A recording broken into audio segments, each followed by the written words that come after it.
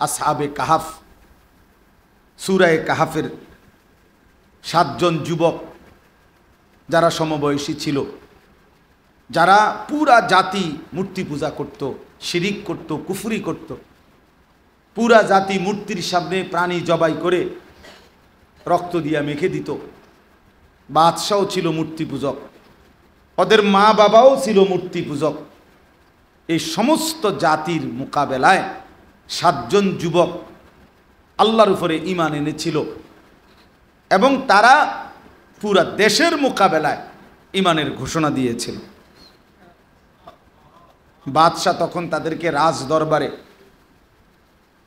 ডাকছিল, জানতে চাইছিল তোমরা কি বলতে চাও, তোমরা কাকে ডাকো? আমরা সকলে আমাদের এই মূর্তিকে, দেব দেবীকে ডাকি, এদেরকে বাদ দিয়ে তোমরা কাকে ডাকো? তো আল্লাহ তাআলা নবীজিকে বলতেছেন, নাহনু নাকুসসু আলাইকা নাবাআহুম বিল হক।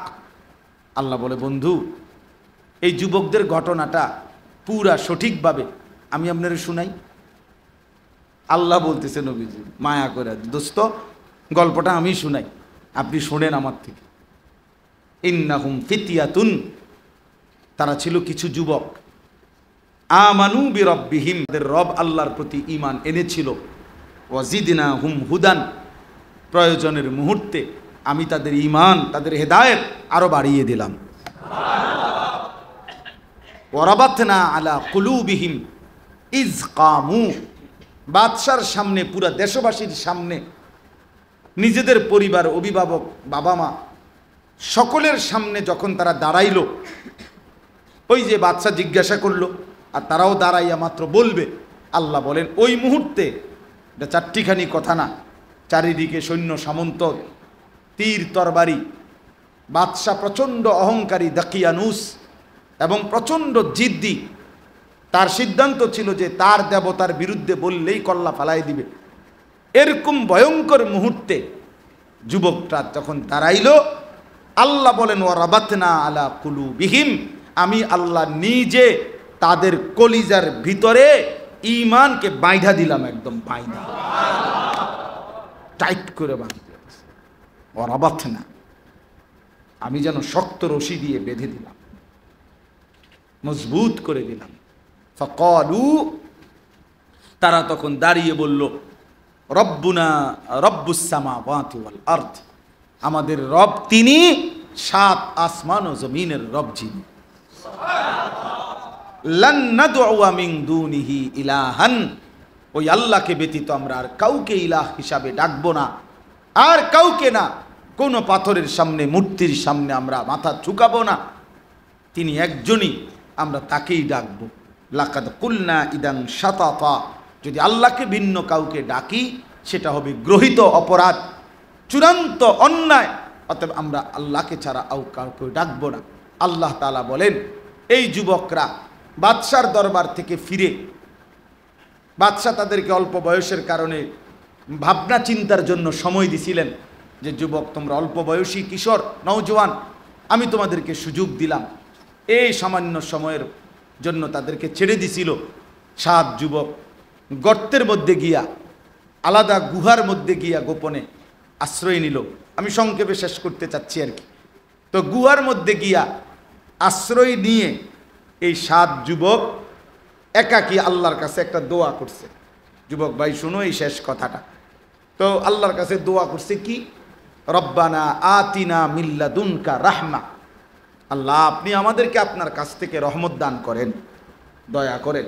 ওয়াহাইয়্যি লানা মিন আমরিনা রাশাদা, আমরা এখন কি করব, আমাদের পরবর্তী পদক্ষেপ আপনি সহজ করে দেন, আপনি বাতলাইয়া দেন, আমরা কোন দিকে যাব, কি করব, নিজেদের ঈমান হেফাজত করব কেমনে, আর এই কওমের, জাতির ঈমান ফিরাবে আনবো কেমনে, তাদেরকে আপনার দিকে ফিরাবো কেমনে, আপনি বলে দেন, আপনি পথ দেখায়া দেন। সুবহানাল্লাহ। আল্লাহ তাআলা বলছে, আমি বুঝানোর জন্য বলতেছি আর কি। আল্লাহ তাআলা বলেন, ফাদরাবনা আলা আদানিহিম ফিল কাহফি সিনিনা আদাদা, আমি সেই যুবকদেরকে বললাম, বহুত কষ্ট কইরা, হিম্মত কইরা, ঈমান বাঁচাইয়া এই গুহার মধ্যে আসছো, আমি আল্লাহর জন্যই এত বড় কোরবানি করছো, মা বাপ পরিবার সব ছেড়ে দিছ, তোমরা অনেক বড় তোমাদের উপরে ধকল গেছে, তোমরা একটু বিশ্রাম করো, কাইথাও, একটু শোয়ার থেকে উঠলে পরে বুঝেব। তো ওরা যেন কাত হয়ে শুইছে, আল্লাহ তাআলা এক টানা 309 বছরের জন্য ওদেরকে ঘুম পাড়ায় দিয়েছে। ওয়ালাবিসু ফি কাহফিহিম সালাসামিআতিন ওয়াজদাদু তিসআ। এই না আছে কোরআন। আল্লাহ বলেন তারা গর্তের মধ্যে, গুহার মধ্যে ছিল 309 বছর। কয় বছর? 309 বছর। ডান বাম কাত হইছে, মানুষে যেমনি ঘুমায়, যে কেউ তাকাইলে বুঝতো যে সজাগ, এরকম। তো এখন প্রশ্ন হইল, আল্লাহ বলেন আরে তারা তো চাইছিল আল্লাহ আমাদের পথ বাতলাই দেন, আমরা কি করবো, কেমনে জাতিকে সংশোধন করবো, কেমনে নিজেরা ঠিকঠাক। আল্লাহ তা করে কি করাই দিল? ঘুম পাড়ায় দিল। তো তারা যেন বলল, আল্লাহ চাইলাম আপনার কাছে চলার পথ, আগামীর পথ, আপনি আমগরে দিলেন হোতাইয়া, মানে ঘুম পাড়াইয়া। কথা বুঝেন? আল্লাহ তাআলা বলছেন, যুবক, তোদের হিম্মত, তোদের ঈমান, তোদের সাহসী উচ্চারণ আমার এতটা পছন্দ হয়েছে, তোমরা ঘুমাও, তোমাদের পক্ষ হয়ে পুরা জাতির সংশোধন আমি আল্লাহই করে দিচ্ছি। ফলে 309 বছর পরে ঘুম থেকে তুলে আল্লাহ তাআলা বলেন, যাও এবার এলাকায় হাঁটো, গিয়া দেখো। ওরা গিয়া দেখে গোটা জাতি তখন ইমানদার, বাদশাহ ইমানদার। যুবকের হিম্মতে ঘর বদলে যায়, সমাজ বদলে যায়, দেশ বদলে যায়, রাষ্ট্র বদলে যায়। হ্যাঁ, রাষ্ট্র বদলে যায়। এই জন্য সর্বশেষ কথা এটাই, প্রিয় নওজোয়ান ভাই, যাদের ফিকিরে, যাদের মেহনতে এই মাহফিলের ইন্তজাম হয়েছে, আল্লাহ যদি আবার কখনো সুযোগ দেয়, যেহেতু আমার দেরি হয়েছে, আবার কখনো আসার আমি চেষ্টা করব। আজকে এতটুকুই কথা। প্রথম কথা এটাই, জীবনের সব বিষয়ে আমরা এটা ভাবতেই হবে যে আমাদের আল্লাহর ফয়সালাই কি হয়? কার্যকর হয়। কার ফয়সালা? আল্লাহ। আর 2 নাম্বার কথা হইল, ছাত্র হও, কিশোর হও, নওজোয়ান হও, আর অভিভাবক যারা, তারাও আমরা জীবনের উপার্জন, জীবনের আগামী টার্গেট ঠিক করতে আমাদেরকে এটা মনে রাখতে হবে, আমার উপার্জন, আমার জিন্দিগির মধ্যে হারামের কোনো মিশ্রণ যেন না হয়। কারণ হারাম দ্বারা অভাব মিটবে না, হারাম দ্বারা প্রয়োজন পূরণ হবে না। যেহেতু প্রয়োজন পূরণ হবেই না, তার কাজে আমি হালালের উপরে থাকি, তাহলে দুনিয়াও মিলল, আখিরাতের জান্নাতও মিলল। আল্লাহ আমাদেরকে তৌফিক দান করেন।